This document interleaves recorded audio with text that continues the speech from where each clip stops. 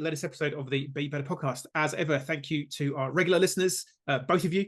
I don't know, hopefully there's more than two of you. I do keep meeting people who say that they've listened to the podcast. If you're just being nice and saying that, I appreciate it. But if you have genuinely listened, that'd be super cool.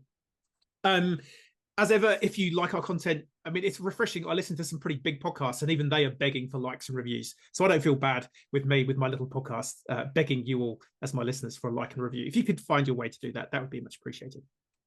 Anyway, without further ado, we will get our guest into the mix. So with me today, I have Matt Sturbens from sort of two companies. He's being very cheeky. He's got two businesses that he's sort of representing. So Checkerspot and Wnder Alpine. So Matt, as we would say in New Zealand, kia ora. I'm also part Welsh, so I also like to go with a shwmae. So there you go. You've learned some Welsh today. That's hello in Welsh. Matt, welcome to the podcast. Right on. Thanks for having me, Tim. Stoked to be here. No worries, man. Right on. That's the local lingo from Salt Lake City? I guess so. Yeah. Yeah. We're hyped. Hyped. Yeah, man. I do like America. I was saying to Matt just before we went to the States in January for a holiday.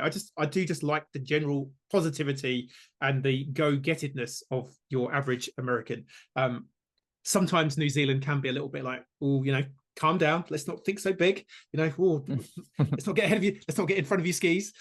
Whereas, yeah, I just like your vibe in the States. But anyway, so for people that have not heard of you, Matt, or the companies that you're representing, just tell us a bit about who you are and what do you get up to. Sure. Appreciate that. So, yeah, I guess if I were to be sitting in the middle seat, I would represent myself as a skier, as a lifetime skier, and kind of a peculiar background in becoming one, growing up in the plains in the States, the Midwest, as we call it. It's kind of dead center in the continent where, we don't have a whole lot of topography. So a little bit of skiing we have is equivalent to like just a beginner slope in the mountains, but cold enough that it would hold snow for several months a year. And I think it was just the right mix between team sports and being able to do my own thing and express myself in a way that was still athletic that got me just hooked at a young age. And I allowed it to completely own me. Moved out west. First destination was Truckee, California, beautiful North Lake Tahoe, and skiing what is now known as Palisades Tahoe as my home hill. And that just totally, blew me away with the access to terrain and the lifestyle. But it also brought me pretty square to like the fact that it's a very privileged sport. And, you can work parking cars in the parking lot for so long, but you can't really build a lifestyle that I was seeking off of that. And I pursued professional skiing and was fortunate to, find skiing at a point in time, kind of an inflection point, if you will, where it was desperate for a new identity. Snowboarding had kind of grabbed a hold of youth participation in the 90s, and for good reason. Skiing was very rigid, very competitive, very speed focused, and snowboarding was everything but that. And so most of my peers obviously drifted away from skiing in favor of snowboarding, but I felt like, even only being a teenager, I had a lot of time invested. So I stayed with it and caught on this new wave of free skiing that was emerging, luckily out of the Western states and into Canada at the time. I had a decent freestyle skiing background, conventional freestyle mogul skiing from my Midwest roots to kind of lean into, and I was fairly fearless, I would say, willing to try new things. And this predates airbags and water ramps and all that for the most part. So it was kind of a school of hard knocks. Kind of hope for the best on a few maneuvers, but eventually kind of found my footing in skiing and was able to take to the world as a slope style park skier. And yeah, was able to start to create a career out of that. I got an opportunity to design skis for Fischer, an Austrian ski brand that I was lucky enough to get connected with early on in my career as a sponsor, and brought to market one of their first true kind of park-oriented skis. And then as I obviously wanted to continue to pursue ski design, it was beyond their aspirations at the time as a free ride brand. So I started my own brand, And this is around 2002 now. So we're getting into sport having a little bit of foundation. We're in the X Games. We're being recognized as a peer to snowboarding. And so I thought, we should have a brand that holds this thing together. And so I started a ski brand called Forefront. And the whole goal there was just to try to bring a platform to pro skiers and to not be at the disposal of ski engineers, but rather make the athletes the engineers and surround them with smart people who can, create geometries out of their narratives, the needs that they had athletically. And that was certainly my case. And I saw that in many of my competitive peers at the time.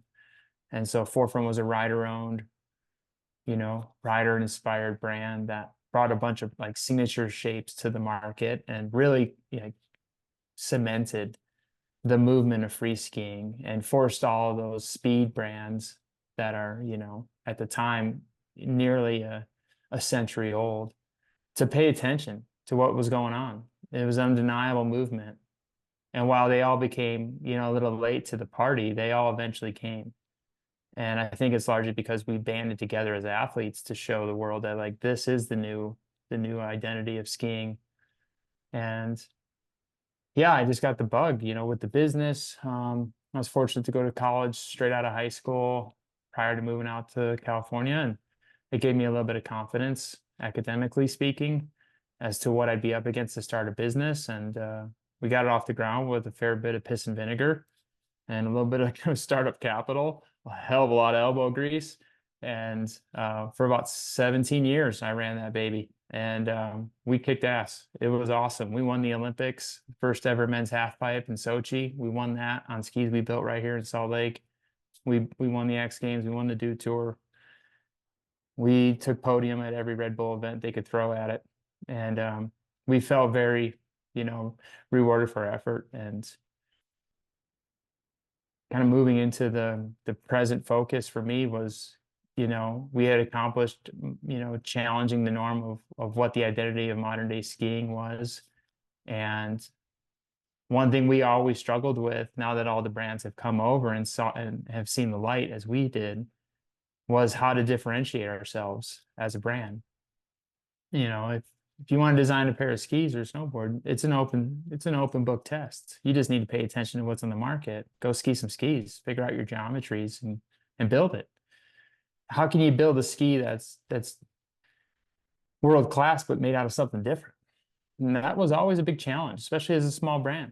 How do you differentiate yourself, when you're an underdog, in a marketplace that's just dominated by, these Goliaths. And that's where I saw the new opportunity was to introduce unique materials and work within a resource that gave me access to bio-based technologies and eventually leading to opportunities to connect, with you, Tim, on B Corp and how that has paved a way for us to do this. Because we didn't have a point of view around betterment for people and planet in our previous business initiative. We were just trying to stick it to the industry, show the world that like, no, there's a much more rad way to do this. And we proved it. And now it was like, can we do it and also lean out some of the carbon intensity in how we're doing it and allow those process updates, those unique material integrations to help differentiate who we are today and continue to build world-class skis and have all-time experiences in the mountains. So yeah, psyched to be here. Quick update on my background, but hopefully that helps ground the audience a little bit on who they're listening to. No, that's super cool. So Forefront, the first brand. Yeah, it's interesting. I don't. Do you know much about the backstory to how B Corp even came about with the co-founders from And1 becoming the co-founders of B Corp? Is that, if you connected to that story? No. So the guys who founded the B Corp movement, Jay Cohen Gilbert, Andrew Cassoy, and Bart Houlihan, they were three of the co-founding team of And1, the basketball brand, and almost very similar vibe in that, And1 was this like, we're just going to come and get you, Nike. We want to be cooler. We want to be fresher. We want to connect with this younger demographic. But at the same time, they went on a bit of a journey to go, hey, actually, maybe we should be looking at our supply chain. Maybe, you know, they were based in Philadelphia. Hey, you know, there are some pretty poor kids in and around where we're based. What if we could help them get off the path to the justice system and get them into something more meaningful? You know, and they were really looking after their employees. And all of the good that they were doing in And1, when they eventually sold And1 and basically sold to Wall Street and had to strip out all that goodness, they said, look, why don't we start a new business, but this time we'll bake all that stuff in.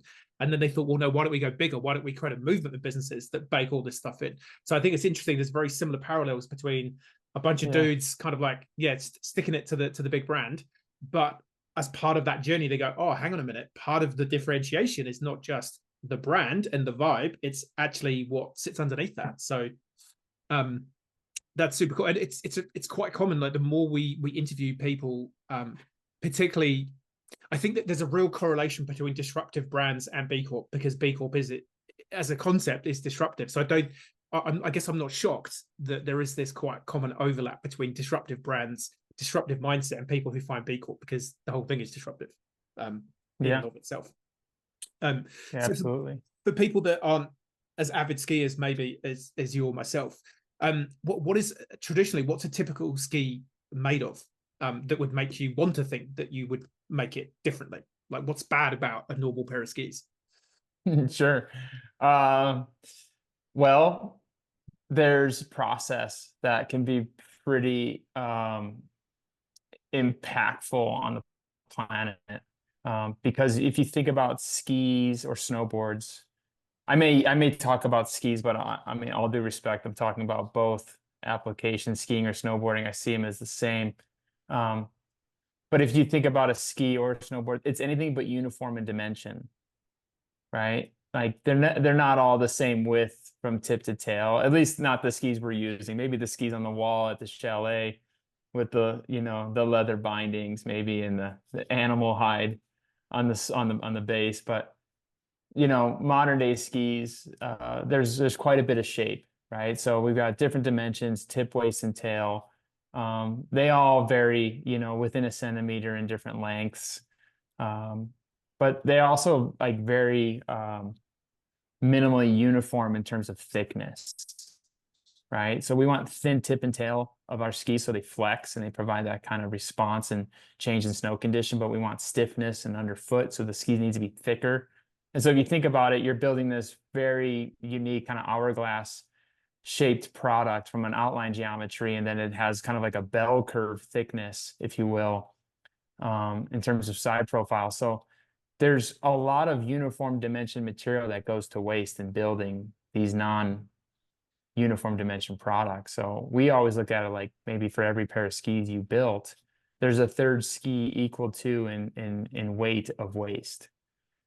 And that's pretty, that's something, right? That's not something just to blow past. And throughout, you know, my learning of how to build skis firsthand, and just the wastefulness of the gloves and the chemical bottles, not to mention all the excess laminated flashings that come with, you know, the process of building these unique geometry products. Like, you get into a manufacturing setting, and every factory I've been to is more or less a big steel building surrounded with dumpsters.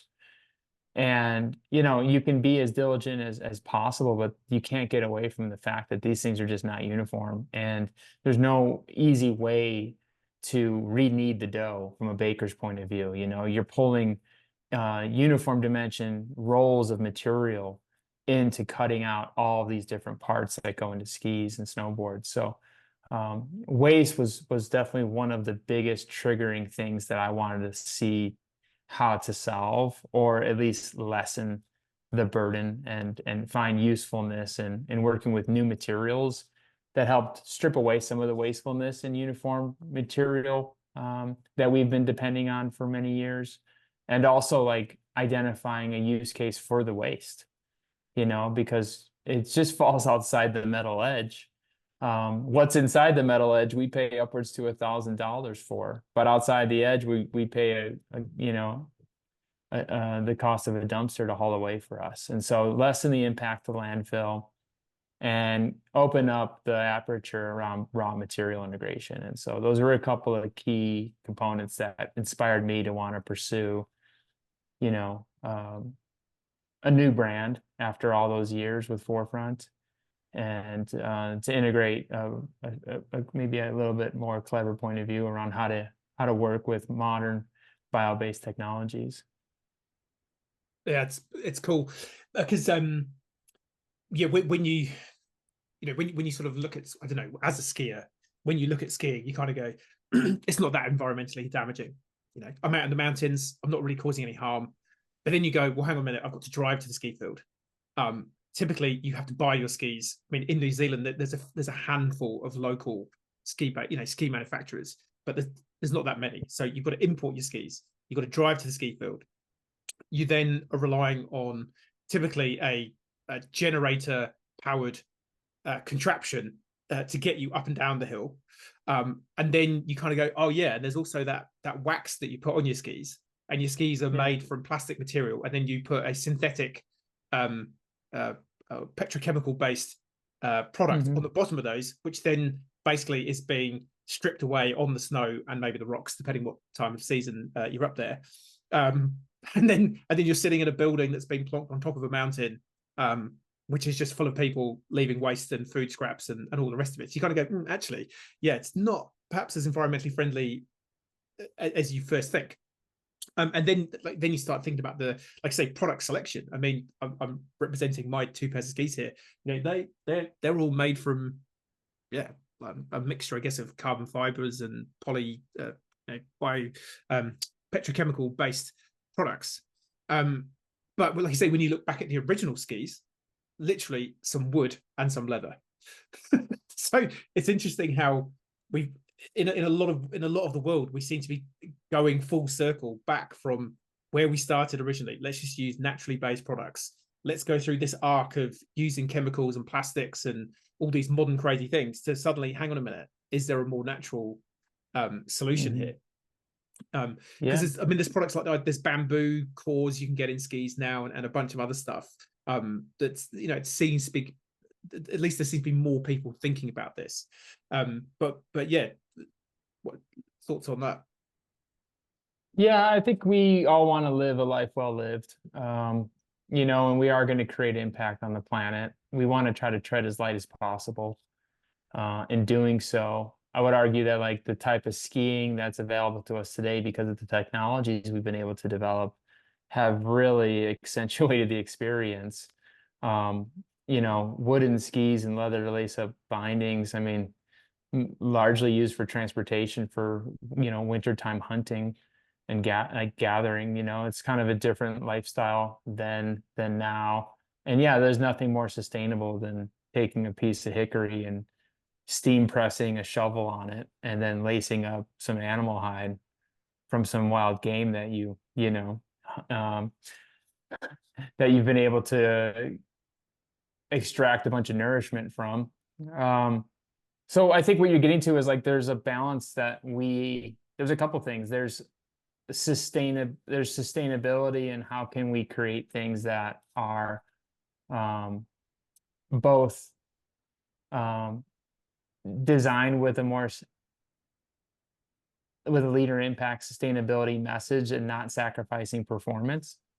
You know, how can we maintain that high level of performance without incurring this heavy carbon tax with it? Like that's definitely one which we need to solve. But there's also the point of like the take, make, waste. You know, the consumer mindset right now, it doesn't really have a whole lot of accountability to repurpose, recycle its consumption. It's almost lawless, and developing a mindset around like a more circular consumer behavior, you know, where what you consume has an end of life use and continue to benefit future product that comes to market to support the same or different activities with value.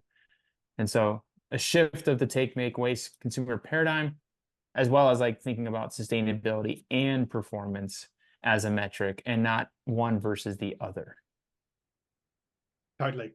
And I think that, you know, that's the dial, the needle that's being moved in every industry. There's just increasing awareness from all, employees, customers, investors, supply chain partners that, hey, hang on a minute, actually, I think it's all of this is very reflective of the inner journey that people are going on, and need to go on more of. It's like when you actually just pause, reflect, and self-assess for a second and go, oh, hang on, are we the bad guys? Oh, hang on, turns out that we actually might be partly the bad guys here. Okay, well, that's interesting to reflect on. And I think more people are having that moment to go, oh, hang on, maybe we are contributing to this.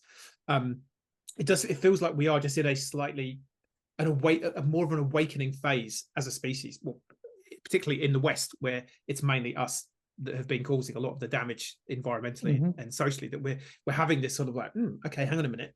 And I think what you said is so true. Like, you can have your cake and eat it. You don't have to lose performance or style for sustainability. And if anything, you can argue that you put the two together, you actually, the sum of the parts are better than what you had before. So yeah, it's a really, really interesting time. So let's get into this. So, well, actually, before we get to this, so what did you study at college? What was your major in? I wanted to be a pro skier fairly convincingly since like I was probably 16 years old. So I studied marketing, and Nice. I just about double majored in fine art. I Nice. was super caught up in the urban lifestyle of Minneapolis, and was really taken back by a lot of the local art. And I think I maybe inherited that from some, family bloodlines. But I knew I wanted to be a brand in my own right, to be able to accomplish what I sought to do in skiing. And so, yeah, business degree, I guess you could say. Yeah, smart. So, and when did you go to college?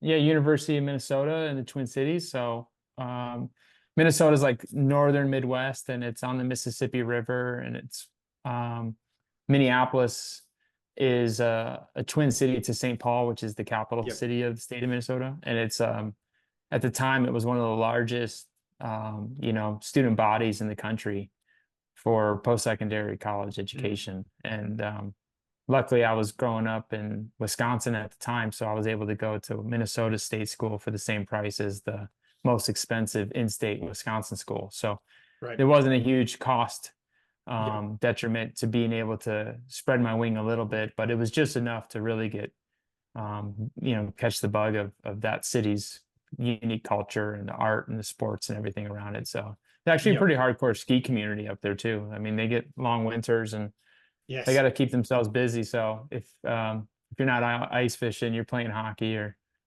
skiing for sure, which is rad. We went to the Grand Canyon in January, and it was pretty cold. It was like -9 Celsius, which I still can't remember what that was in Fahrenheit. Yeah. But there was a couple on the tour bus. We did like the sunset tour, and there was a couple behind us. And I mean, I was wearing my, puffer jacket, beanie, everything. The guy's in a t-shirt, and I'm like, "Are you from like Minnesota?" And he was like, "Yeah, how did you guess?" I'm like, "You're wearing a t-shirt. It's like -9." He's like, "Oh, that's pretty tepid today."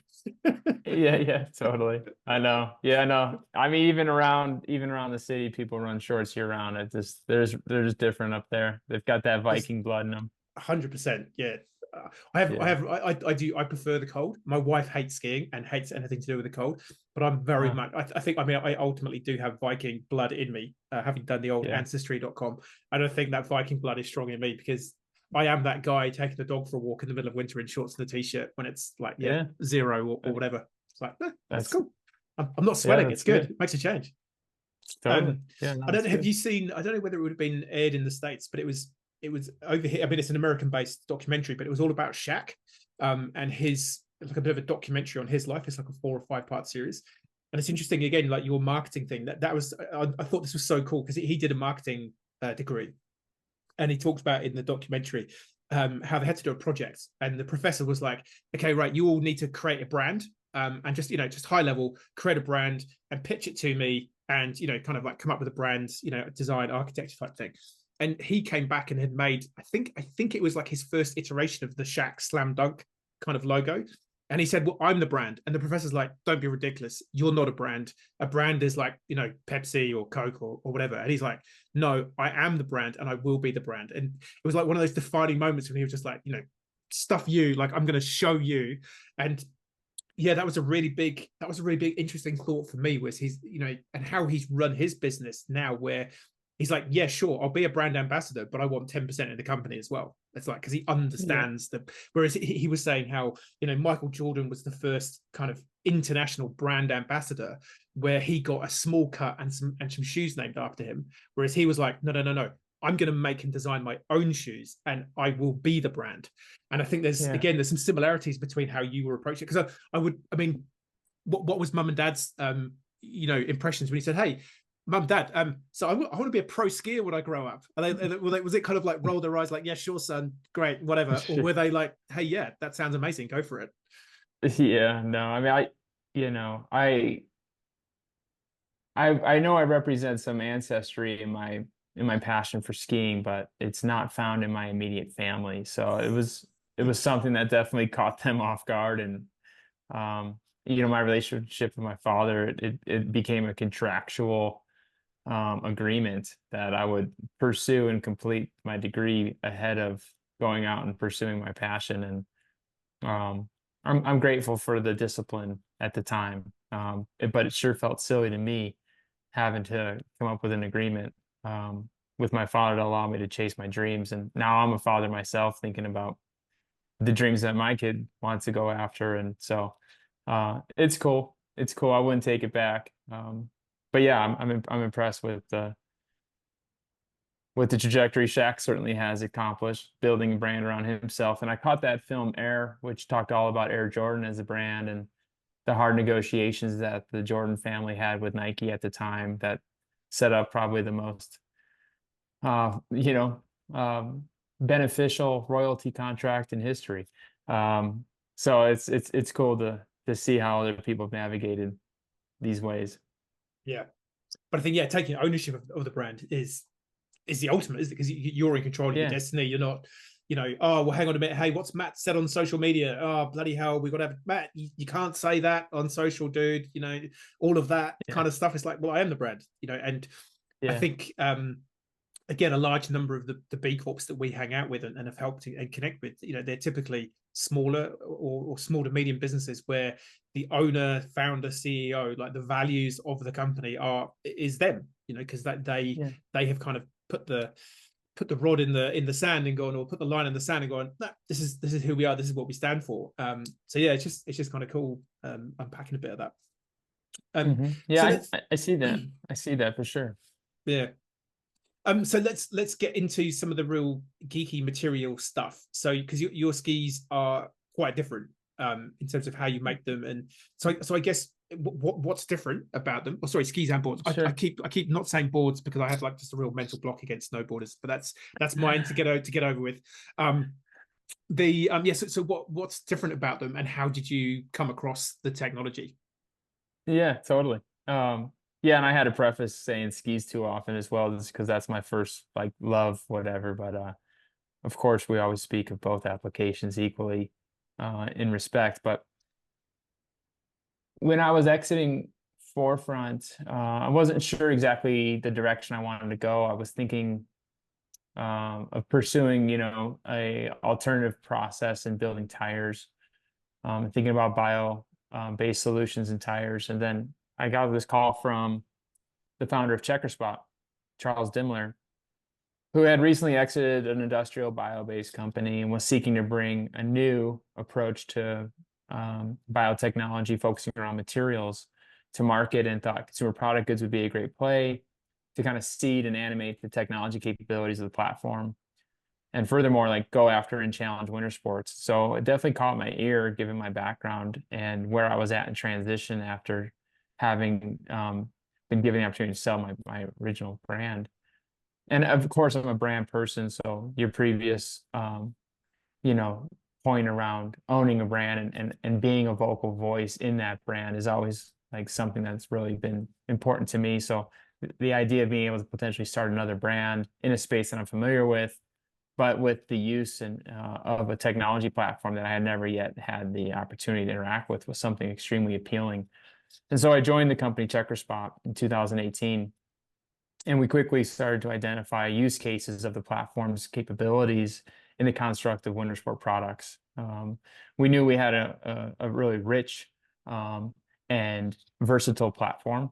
Our platform is built around creating microbial oils. Specifically, we engineer oil for microalgae using fermentation. So just as you brew beer and feed sugar to yeast to get alcohol, we feed sugar to algae, certain strains of algae in fermentation tanks, and we're able to extract a significant amount of biomass that we can net up to 80% in oil. And that oil is extremely pure as a result of the process of fermentation. There's no external impurities that compromise the structure of that oil. And that oil can come in and just be a better ingredient to build modern day polymers. I don't think we're going to get out of the dependency that we have with the point of view we have around performance in eradicating plastics from our lives. They're very performance centric. They're very durable, very resilient, especially in the elements. And so we need to figure out a way to work with it, not against it, or to eliminate it. And it starts with a better source of oil. And this was the kind of the basis of the platform that was really inspiring to me. And knowing that we could find a variety of different use cases of that oil, given the dependency we have on petrochemicals and designing modern day high performing skis and snowboards. So we went to market straight away within like 6 months, went to a trade show. We had the Viola oil derived from microalgae to show, and we started talking with product designers, and we were just over their head. They hadn't yet fully understood how the basis of oil plays such a significant role in the performance of products. And I don't think anybody was expecting that to show up as a differentiator either, in terms of how their product could be uniquely positioned against their competitor's product in the market. So we knew straight away that we needed to be the ones to kind of like improve the fluency, animate this technology for them to see if they can like then interpret it in a more worldly way. And so it became known at that point in time that we were going to start our own brand. And so we came up with the term Wnder Alpine, something about the awe of nature, integrating elements found in nature to deliver unique profiles of oil that go into these unique products, skis and snowboards to start, moving into apparel next. And so Wnder Alpine started in the summer of 2019 with some skis. And our point of view around the positioning of the skis was backcountry skiing, because we thought, the backcountry space could use a leader. There was a lot of lightweight technologies and a lot of conversation around the sacrifice of downhill ski performance for the ability for lightweight, long travel, like expeditions.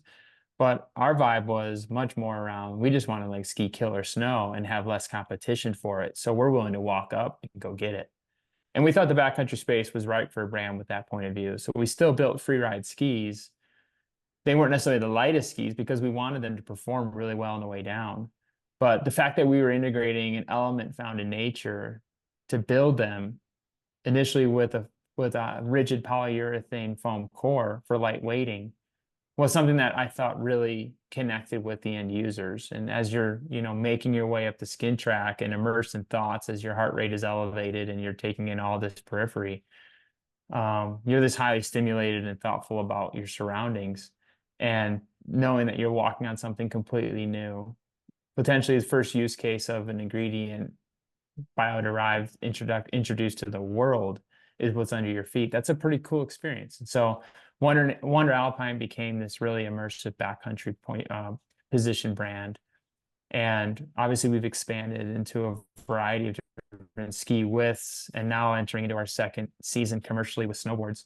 It's been really fulfilling to have a variety of community stakeholders experimenting a couple different use cases of our unique microbial oil technology platform.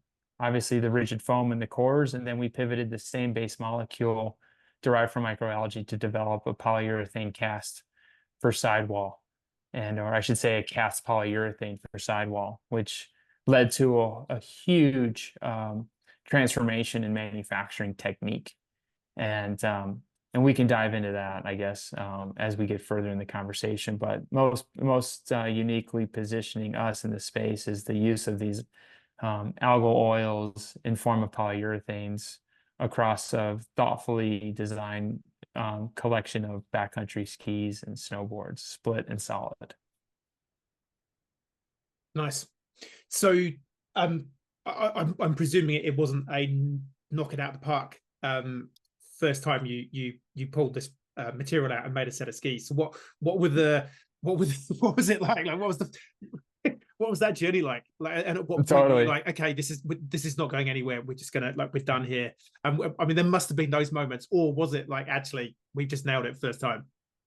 No, It's I like mean, it's like no. yeah. I mean, do we want the podcast to be about what we made or all the things we failed at doing?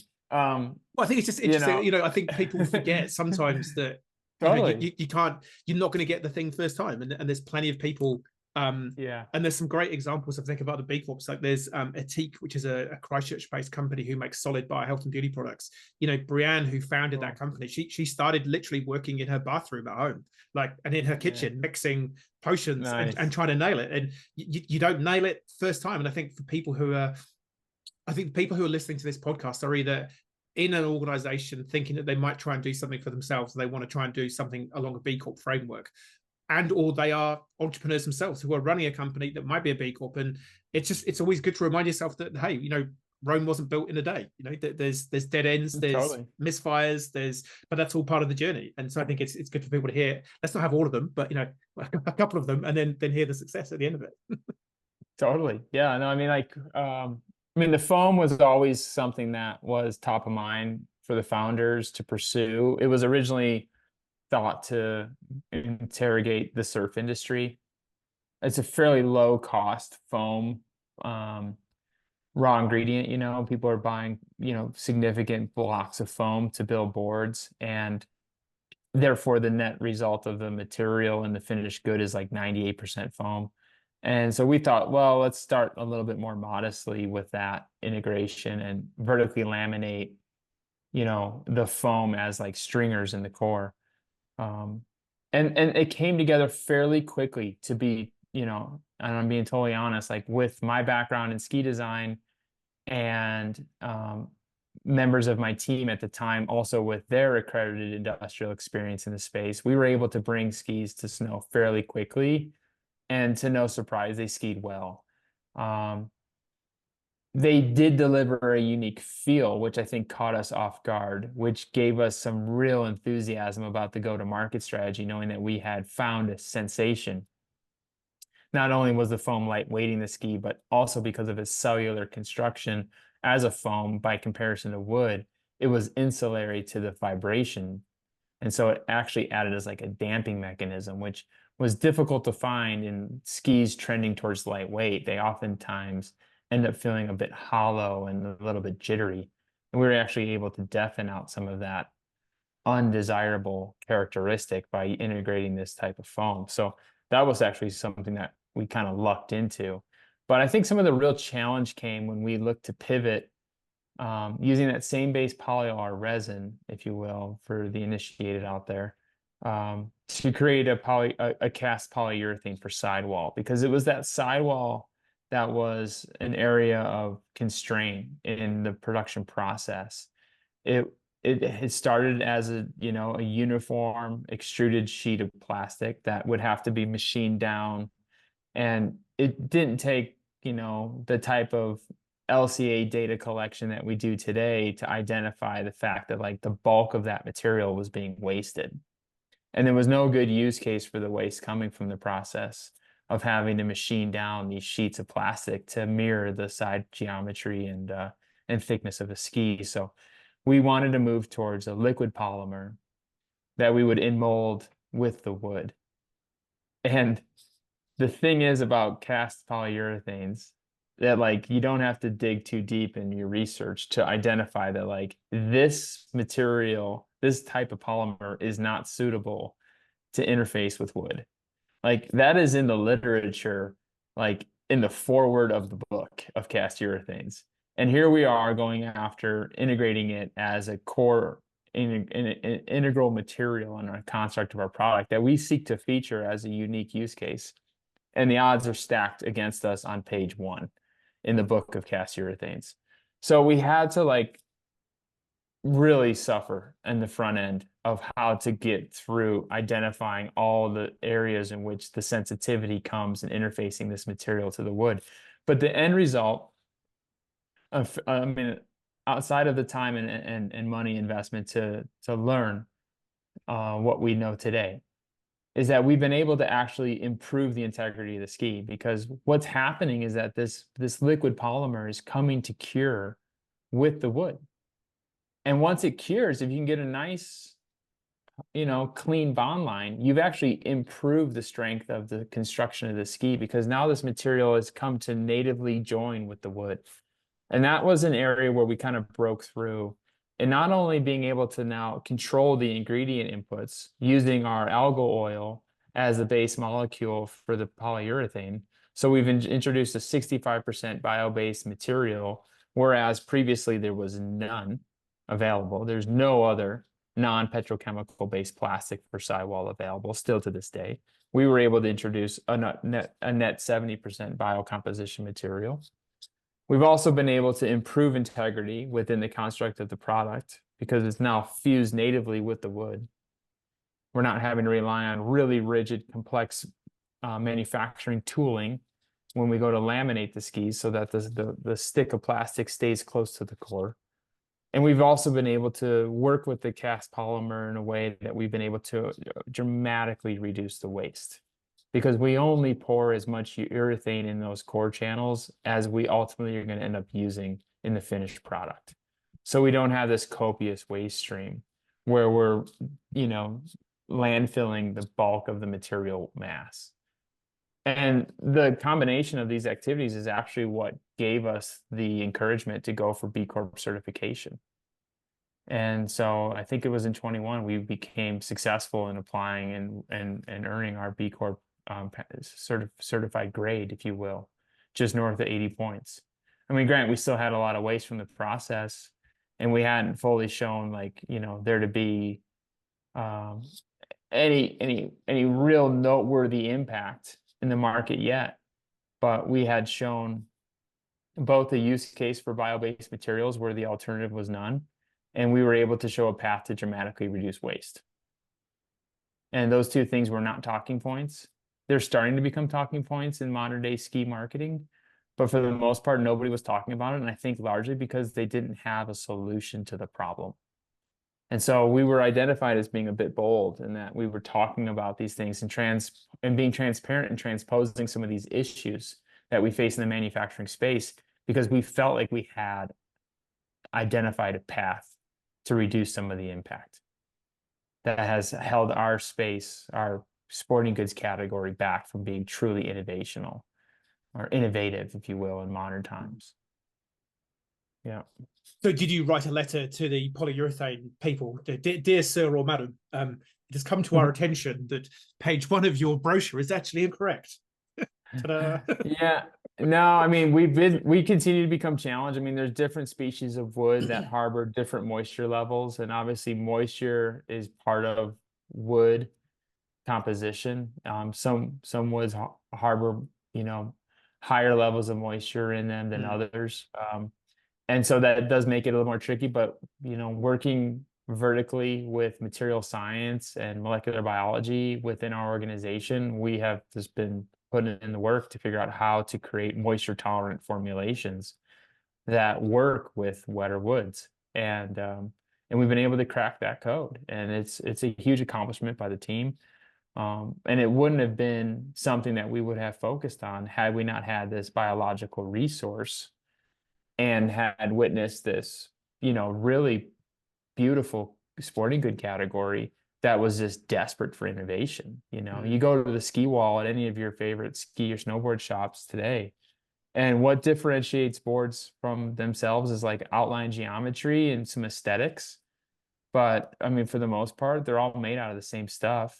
Yeah. The raw material supply chain that feeds the factories that make all these boards. I mean, there's far more brands than there are factories, I can assure you, globally, supporting the category. And they're all shopping out of the same catalogs. And there's only so many skis and boards made per year, and that number is not exponentially growing. So most of the second, third, and fourth tier category competitors have fallen off. And so you now have a monopolized supply chain providing the same plastics to the world's brands. So how do you use that as a point of differentiation at the retail wall to say, yeah, we're doing? So people talk about some things, and it's fair, right? I mean, they're They're working with renewable energies. They're working with some recycled materials. And that's all valid and positive and forward thinking. But the industry as a whole is still desperate for innovation. You know, skis are very technical. They need to match the sports car. You know, it's a lot like a road bike or a set of golf clubs. Like there's a lot that goes into them, and people want to latch on to that unique performance characteristic. But it's hard to find if every brand's making the skis out of the same stuff, especially if they're making things in a way that's not transparent and has now been publicly exposed and being known to be highly wasteful. Yeah, it's very much like I used to be more into road cycling than I am currently, but I remember when the veil was kind of lifted and someone in one of the shops said, yeah, to be honest, those two bikes are both made in the same factory, just that one's got a different logo to that one. And you're like, really? Because yeah, you imagine all these brands have got their own little factory with their own R&D team. But yeah, I think, I mean, I used to sell medical devices, and it's kind of the same. Like there's the brands that are being sold in the hospital, but the manufacturing is all outsourced to probably the same company behind the scenes, and it's that illusion of choice that the consumer has. And it's interesting, I mean, like you said, it's not belittling stuff like, well, we've maybe got solar panels on our roof, but it's almost incidental to the elephant in the room is actually the big thing is, like you say, the input material and the waste. Like that is the big thing. But at least companies are on the journey. I mean, I certainly noticed that, in a couple of the local ski shops that I go to in town here, I think there's a Fisher ski that's got, sustainably manufactured or something, one of the labels. And and there's obviously brands like Picture in the clothing world.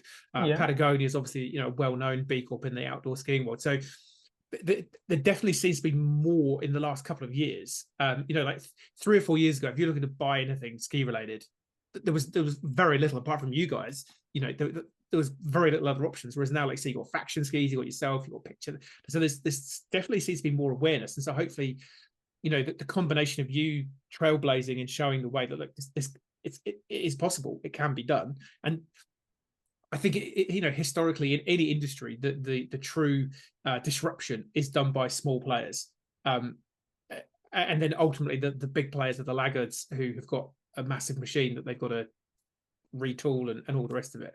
So I think it's been really cool to see on that. So is your plan, do you ultimately want to, like, because obviously you've got Checkerspot that's got the, I guess, like the IP on the material side of it, like is your vision that you become a supplier to every company, or do you guys see that you guys want to just dominate and become the company that nails this and like expand Wonder to a global level? Or is there a tension there between how you see that happening at all?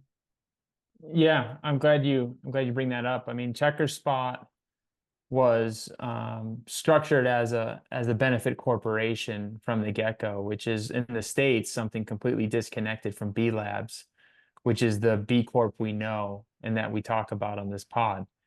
To become a benefit corporation in these states, you get taxed a certain way that's not out of line with other corporations, except for the fact that you have articles of incorporation that speak to doing good for people and planet.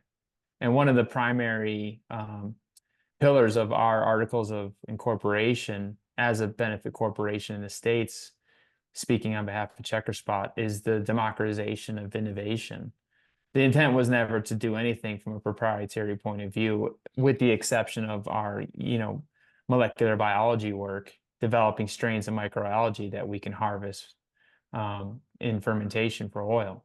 So the business has always been mission driven to be focused around cross-industry collaboration. And Wnder Alpine is largely to show the world what's possible and invite the world in. So we don't see, competitors in our industry. We see partners. The big picture is, the collaborative nature of B Corp feels very aligned with our own mission. We're a community, regardless of the industries we play in. And we're going to continue to honor that as a personality going forward, because honestly, this innovation cannot thrive through proprietary interests. Sustainability is not exclusive. We need adoption. We're challenging petrochemicals. There's an oil refinery in every major metropolitan city in the world. And to be able to develop biomanufacturing facilities as available as we have oil refineries would be a massive industrial revolution. A brand alone cannot create that scale. We need adoption. We need brands to vote with their dollars. We need consumers to vote with their dollars. And as many partners as we can get to pull into this business, the better the economics are for everybody. So I'm glad that you bring that up. It's something that's really important to our company morale and the type of way that we see the opportunities in the world.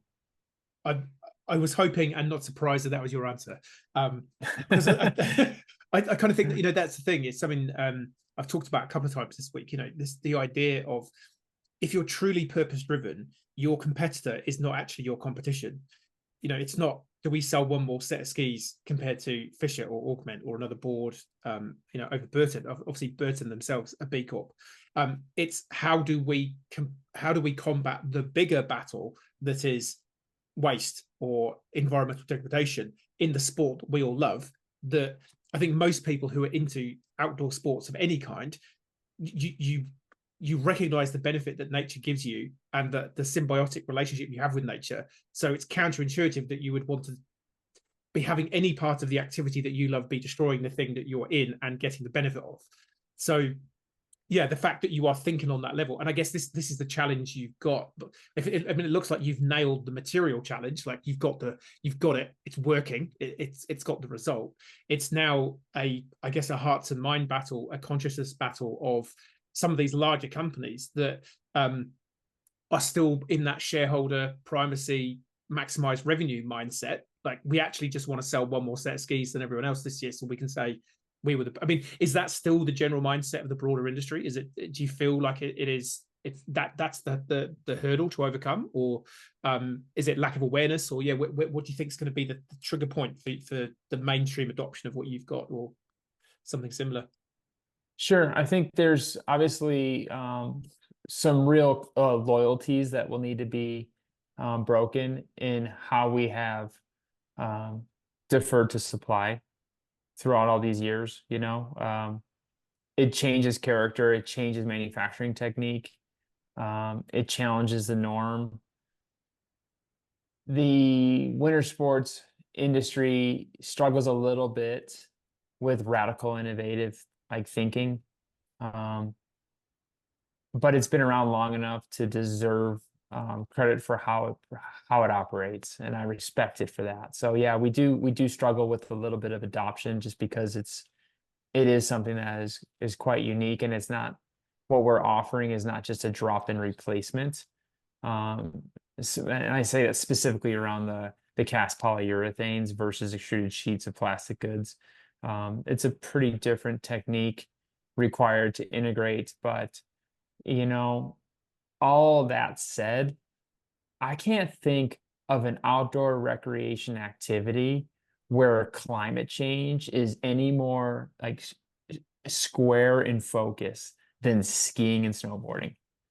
I mean, we look out the window and watch receding snow levels on the daily, and there's no disconnect with the obvious impact climate change is having on the access we have to recreate.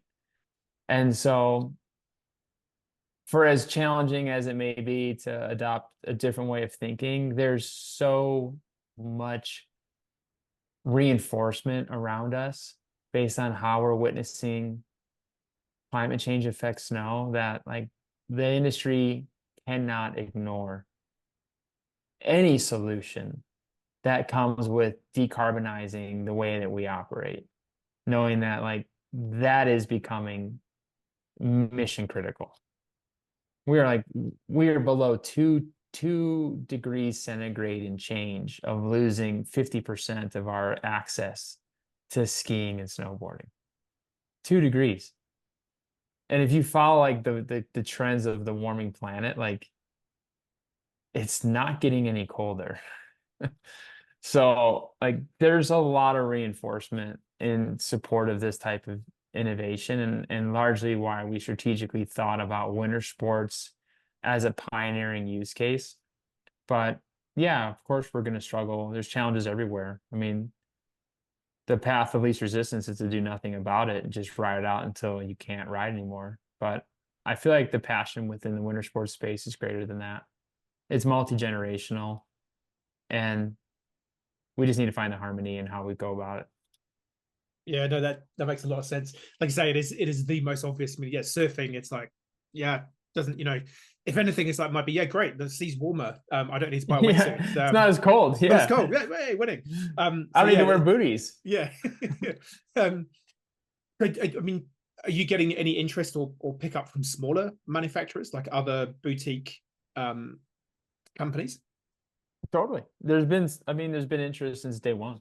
Yeah. Yeah, like the press release went out that, we put a new brand to market and we're introducing bio-based materials, and the phone rang. It wasn't Nice. customers looking to buy our products, it was customers looking to buy our materials.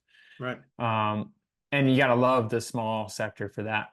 But we've had some recent adoption from bigger brands, and that's where we're going to see the change in orders. It's going to become a lot more familiar of a technology the bigger we can tap into that market share that exists with the big brands. So it takes time. I think if anything, we've underestimated the amount of time that this project would take to commercialize, but it is commercializing, and we're thankful to have the support network we do with our investors, and the platform just continues to produce in a variety of ways that's remarkable. Yeah. It has not been a question of, is this the future? It never has been the question. The question has been, is the future now?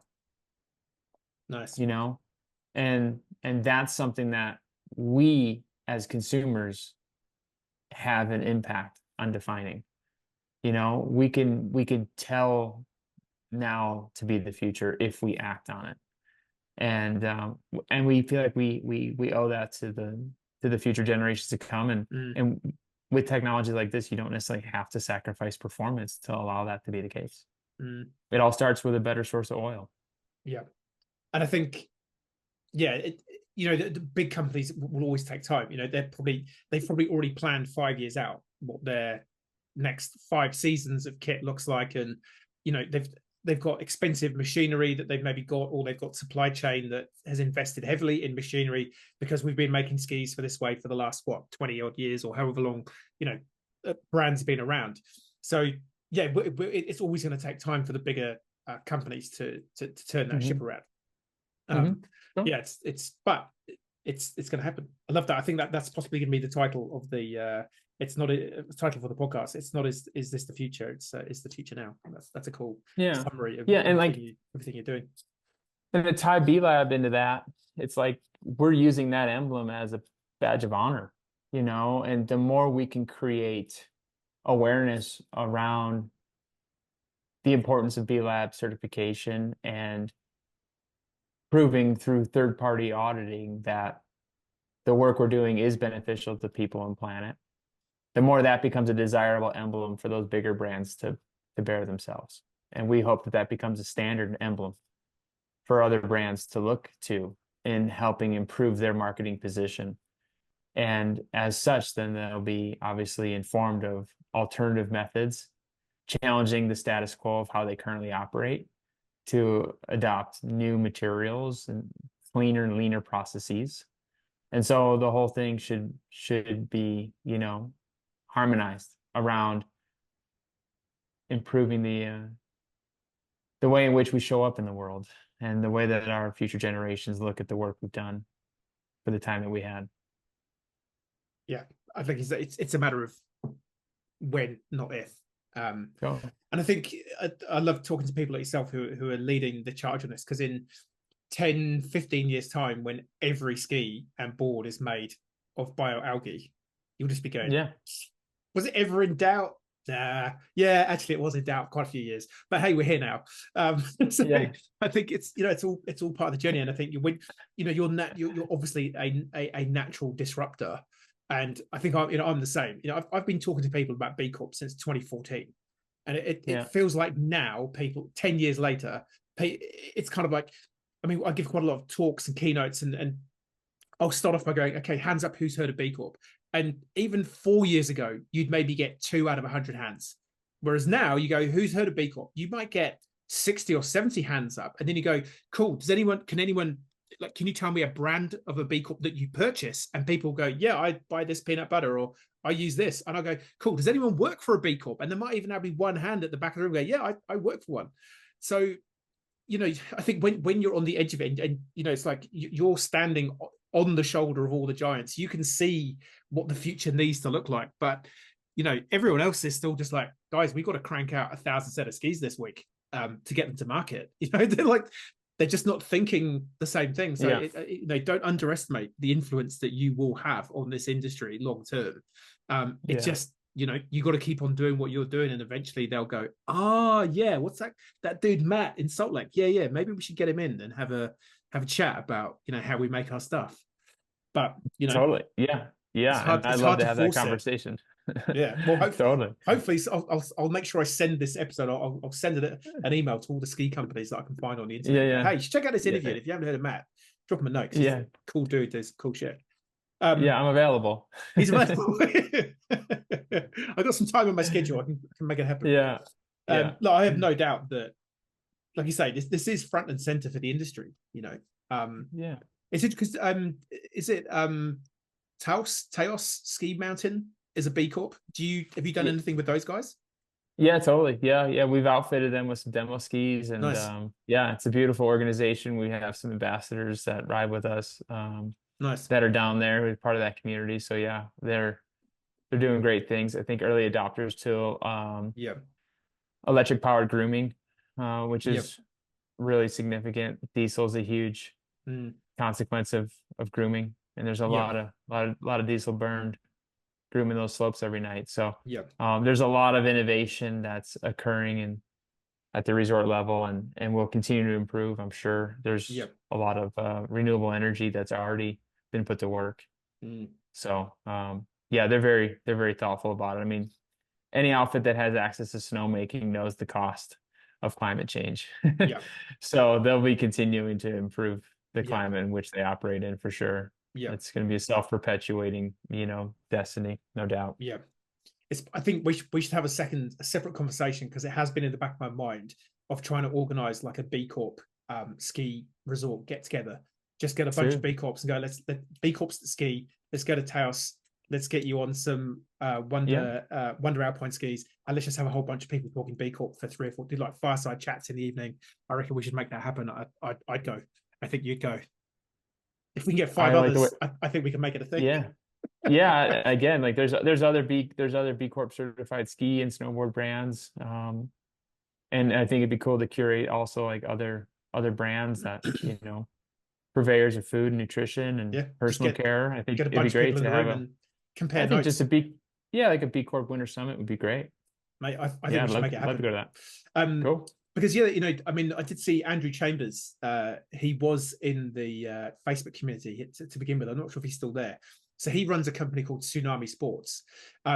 They are all about making like sporting apparel clothing, so rugby, hockey, soccer uniforms mainly for schools and youth groups and other and senior teams. But they make it all out of recycled plastic. And sort of a bit of a similar backstory to yourself, like, you know, when they were one of the first to do this, if not the first to do it. Now the industry is kind of cottoning onto it, no pun intended. And it's this challenging arena where, you know, yes, you want other people to do it, but also you're the first adopter. I think you got, if Andrew's listening, you should jump in and ask some questions, mate. But if not, I think I'll try. I might connect you two separately, because I think you're both in a similar mindset where you're trying to disrupt a mainstream industry, and you got that. And I think this is where having some kind of conference of almost like the real leading edge disruptors, where because there's possibly, you know, well, you already know there are other industry applications for your, you know, for your core essence of the material. So let's have this, let's have a chat about that offline, make it happen. So the B Corp journey, that's cool. I love that, you know, badge of honor. I think most people who've been through the process would agree with that. I like to describe it as rigorous but achievable. Were there any particular sort of highlights or lowlights of the journey, or is it all a bit of a blur? Yeah, I mean, we're starting a business. We're not converting a business. So, I think there's some difference there in terms of experience. But one thing we've been diligent and I think benefited by in honoring B Corp to have always been um, something which we had desired to be aligned with was that we've always kept an empty seat in the room for B Labs to weigh in. And, when we talk about strategic initiatives, things we want to go after, we honor that seat at the decision-making table to say, well, what does sustainability have to say about that? What does betterment for people and planet have to say about that? What does reducing carbon intensity have to say about that decision specifically? Do we attend that trade show and spool up all these emissions to go for what? Are we going to print catalogs? Like just simple conversation where you honor that seat at the table has a huge impact on some of the ways in which you go about in modern ways. And so I'm psyched to have been able to start a brand knowing that B Corp was always something we wanted to have in alignment with us. And that, yeah, there's some blur for sure. Like anything you start up from the ground, there's a lot there. Building the team, building your community of consumers and working through the products and the regulatory and everything that comes through the consumer journey to end of life. There's a lot there, but I'm feeling grateful to have had the foresight to know that this was going to be something that was going to drive not only environmental stewardship, but it was also going to cultivate economic a shift in paradigm to how we look to differentiate ourselves and ultimately seek long-standing positioning in a space where it's like you're only as rad as your latest trick. You can be quickly forgotten in the ski industry. You win today and somebody else wins tomorrow. And it's just a matter of how long does it take you to get back to the top step to gain recognition that you're still in it. And we didn't want to be that as a brand. And we hitched on to B Corp and ensuring that these values were going to be baked into our brand identity and culture. And it's continued to prove relevancy time and time again. Yeah, that's so cool to hear. I think it's something a lot of more legacy-based companies. A large number of the clients that we help are more startup, founder-led companies. Again, values-driven already. They were already behaving like a B Corp. They didn't know it, but they want to get that recognition. They want to just tighten the nuts and bolts to go, yeah, okay, we're really doing this. Where we do find the biggest challenges are these companies transitioning from the old way of thinking to the new way of thinking, and particularly when, just yesterday I was brought into a board meeting. The CEO is like, look, I think B Corp can help us with our sustainability strategy. It will help, tighten up a whole bunch of stuff. I think it will give us some consumer recognition. Like it ticks a lot of boxes for the CEO, but then the board are like, well, does this mean we can't make money? And it's like, no, you can still make money.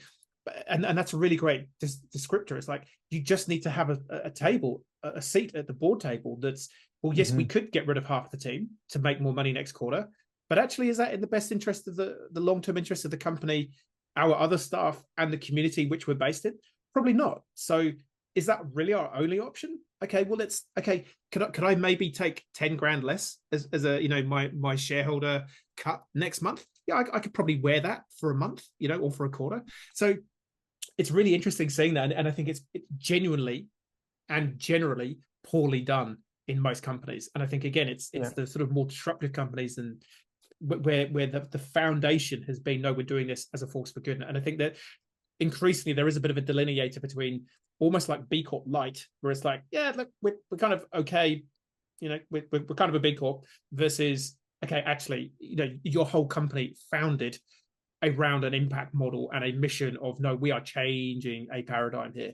And that there is a real sense of depth, and that just comes across in your sort of authenticity as to how you've been doing everything you've been doing, which is, I think, again, don't underestimate the impact that guys like yourself are having, because people see that there's you feel it's a different vibe to the company. And I Yeah. think people just pick up on that and go, okay, no, this is actually for real. This isn't, look, we've updated our articles of incorporation, but look, actually, we can't wait to make as much money next year as possible. So yeah, go you, man. Yeah, no, it's been rad. Nice. And so I guess, yeah, one question. So like, have you always been purpose driven? When young Matt was kind of like, hey, pro skier, was young Matt mainly thinking be a, fame, fortune, travel the world, gets paid to be a skier? When did the idea of doing good, and having business as a vehicle for good, when did that pop up? Or was like mum and dad always getting you to contribute? Have you always been giving back, volunteering? Like, it's always interesting to see where that came into your journey. Yeah, I don't know. I think it's just it became kind of a consumption quota. I'd like boxed so many skis up over the years, container after container every fall, delivering to shops, distributors worldwide, and it's great to see a lot of those skis on the hill today. But it was just like starting to weigh on me. Like, wow, this has been like I've put a lot of like weight in skis on this planet.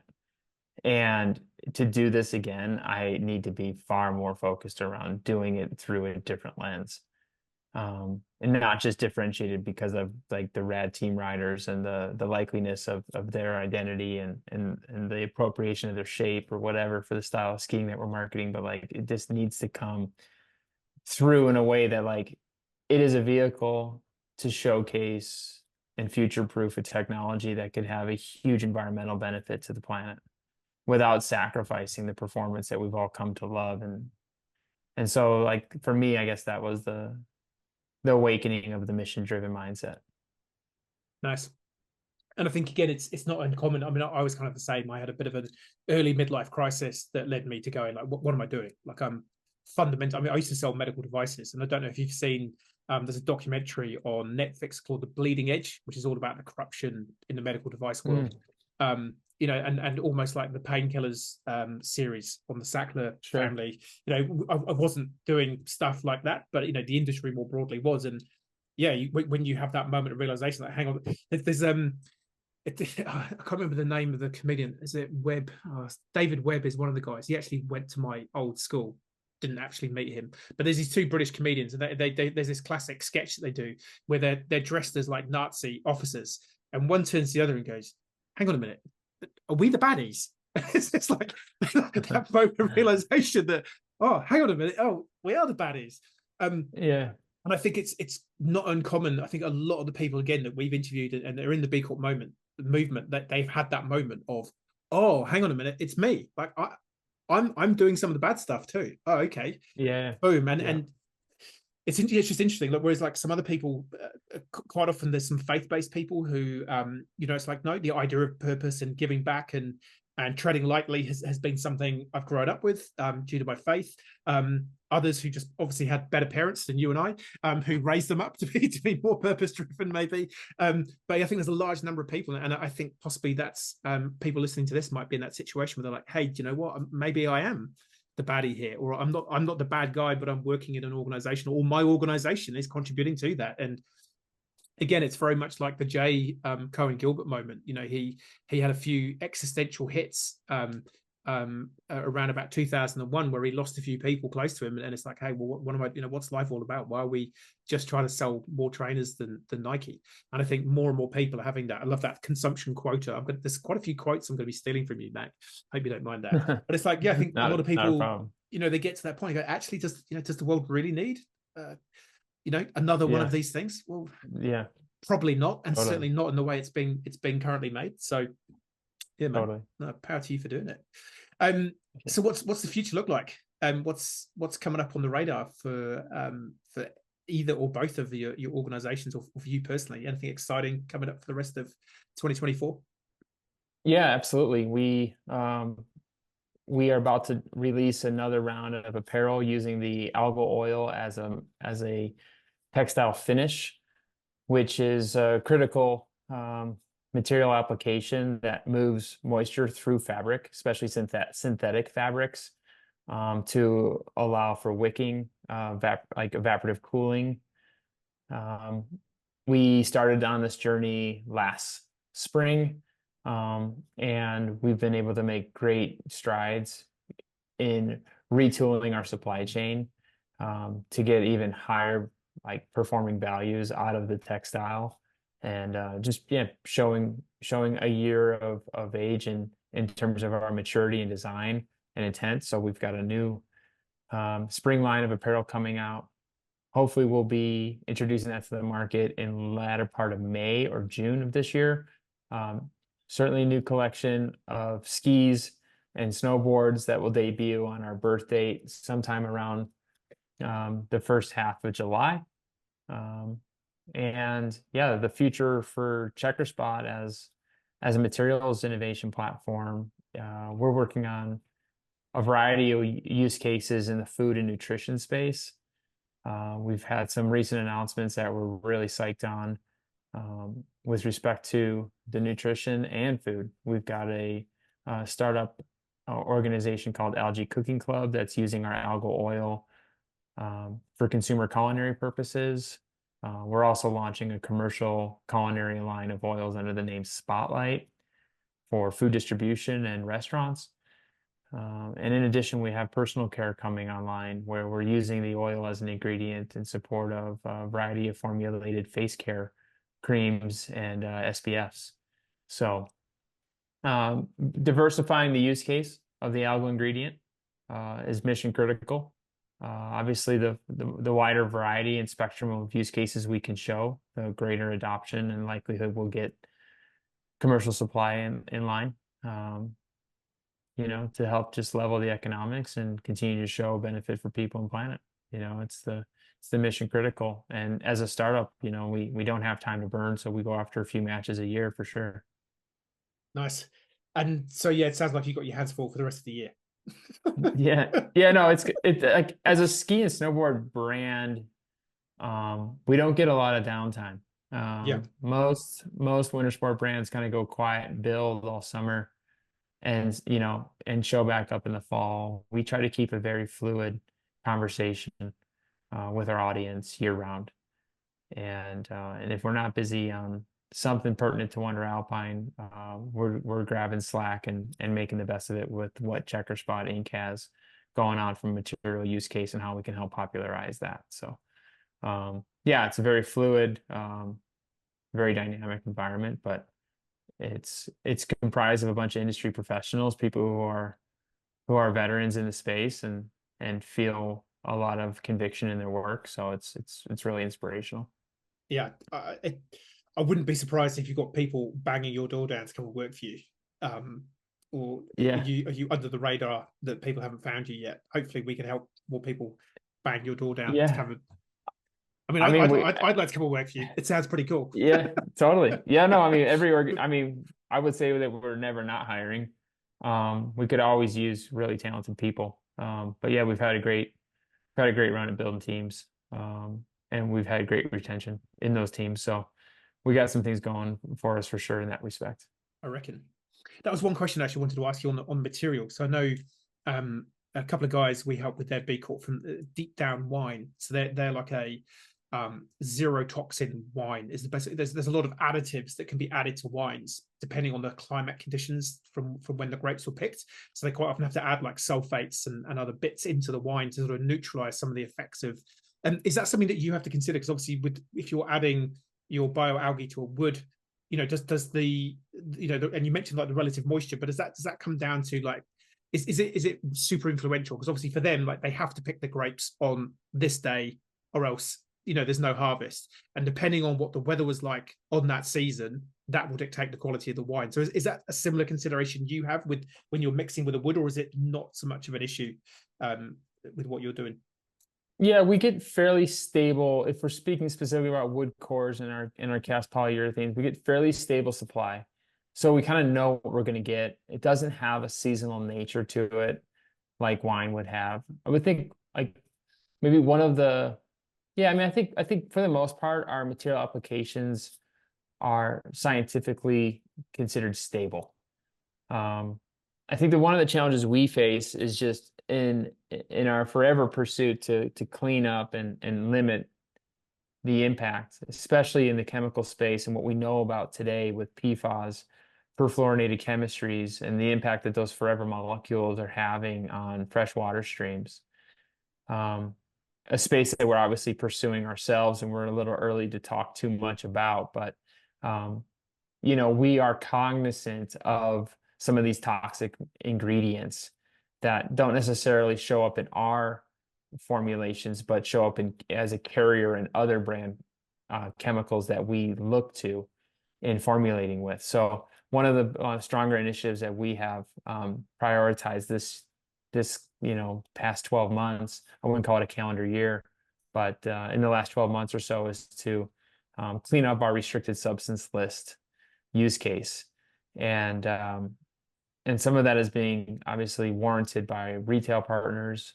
And some of it is impacting regulations. But it's not necessarily chemicals that we're choosing to integrate into our materials. It's chemicals that are integrated into other companies' chemicals that we may be relying upon to use. You think of a bill of materials to build a ski or snowboard, it's fairly extensive. And everything I talked about at the top of the hour about monopolized raw material supply chain, there's not a lot of variety in some of the materials that we rely on to build skis and snowboards. And it's not that we're unique, it's that we're choosing to place an emphasis to eradicate any of the toxic existence in their products so that we don't have to bear that as a proposition of notification to our end users that, hey, there's a trace of some gnarly chemical in our products, not because we chose to put it in there, because somebody else uses it in their stuff that we rely on. So we've been able to clean up our RSL this year, which is a huge accomplishment to the team. And I don't scientifically know enough to speak intelligently in detail about all the chemicals that we've been able to eliminate from our material use cases, but that's been a huge focus of ours. And I think less so about the stability of our raw materials, more so about pulling back the layers and covers of other people's materials that we interact with and ensuring that they're clean on their end as we are seeking to be clean on ours. Yeah. And I think that's, again, just testament to the depth of your commitment to this, because that is typically with everyone that we work on the B Corp journey. We get to supply chain and they're like, well, we buy all our stuff from this really nice dude in Auckland or London or wherever, Los Angeles, called Dave or whatever, and he's a really good guy, but I don't know where he gets his stuff from. And we're definitely seeing a lot of companies now going, okay, actually we at least need to go and have the conversation with them and go, well, where? And again, I think it just shows you like you're really squeezing the lemon here on actually, we're going all in on this thing. And again, I think don't underestimate the little ripples of impact that you're having by that conversation now going to some, back-end manufacturer who's supplying to probably 50 other companies, and they're going like, what? Someone wants to know about this? Like, okay, I haven't had that one before. But then suddenly there'll be hopefully one of the other, B Corp ski companies might be also sending that same email to say, hey, I need to know what your raw ingredients are, and what's the toxic makeup of them, and blah, blah, blah. So I think there's more and more people putting that pressure on. So it's just going to keep making this change. Well, mate, I think we're well over time. Thank you so much. Just totally love what you're doing. I mean, I'm biased because I like skiing and B Corp, but you genuinely are, like, just how you're doing and what you're doing and the depth to what you're doing. You are just like such a great exemplar for what business can be and how it can be done, and you can be successful while you're doing it. It's not this mutually exclusive, doing good is going to cost us the business and all that kind of stuff. And I just think you're going to be set for more superstardom than you had in your previous life, when people actually realize the magic that you've got at your fingertips here. Cool, man. Well, I appreciate all of that. That's a great sentiment and gets me psyched for sure. It's latter part of a week and working in a startup, it's good to hear those words and get some encouragement to keep going and that our efforts are being noticed. And I consider you to be an expert in the space in terms of evaluating B Corp stewardship, and so super appreciative of you reaching out and providing the time and this platform to share our story with the audience. And we would be forever gracious to have anybody come over and sniff us out at wnder-alpine.com. to come have a look at the skis and boards that we've been talking about, and checkerspot.com for the material space, and just, yeah, drop us a hello. And if you're ever in the Salt Lake area, you must come by. We would love to host a tour I will and do. show you the ins and outs. Yeah, it's so rad.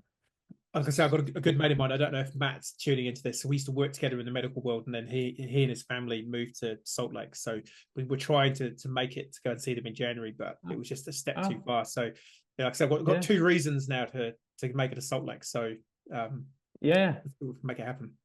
Right on. I'll hold you to it, Tim. I reckon. Great. Cool, man. Oh well, you right. go and rest up.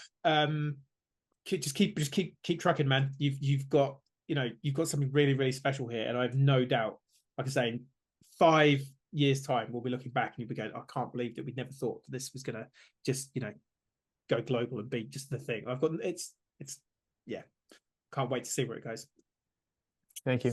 Cool. All right, man. Well, I'll stop the live stream. See you later, Facebook. Oh, Andrew did chime in at the end. He said he's keen to connect with you, so I'll connect you guys on email after this. I think you can have a lot of common stories and ideas around stuff. So we'll say cheerio to Facebook, and we'll say cheerio to the rest of our listeners. I'm going to stop the recording.